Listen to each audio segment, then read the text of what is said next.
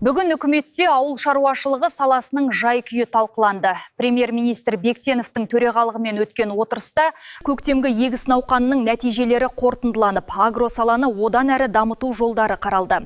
Жиынға қатысқан аймақ басшысының бірінші орынбасары шаруаларды қолдау бағытында атқарылып жатқан жұмыстар мен саладағы маңызды жобаларға кеңінен тоқталды.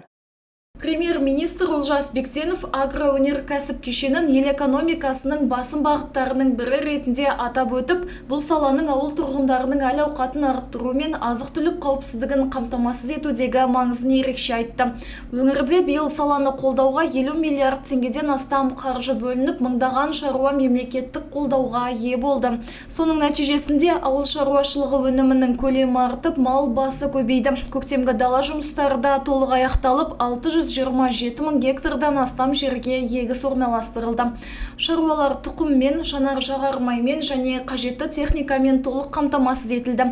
Мемлекеттік қолдау инвестициялық жобалардың жүзеге асуына да оң әсерін беруде. Жыл басынан бері агросалаға қомақты инвестиция тартылып, көкөніс сақтау қоймалары, сүт тауар фермалары және қайта өңдеу кәсіпорындары іске қосылды. Бұл өңірдің азық-түлік қауіпсіздігін нығайтып, жаңа жұмыс орындарының ашылуына жол ашып отыр.